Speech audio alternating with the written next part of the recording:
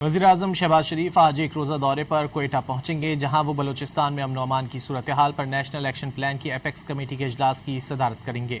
वफाकी वज़रा भी उनके हमरा होंगे। वज़ीर-ए-आज़म की ज़ेर सदारत बलूचिस्तान में अमन अमान की मखदूश सूरत हाल पर नेशनल एक्शन प्लान की एपेक्स कमेटी का इजलास वज़ीर आला सेक्रेटेरिएट कोयटा में होगा।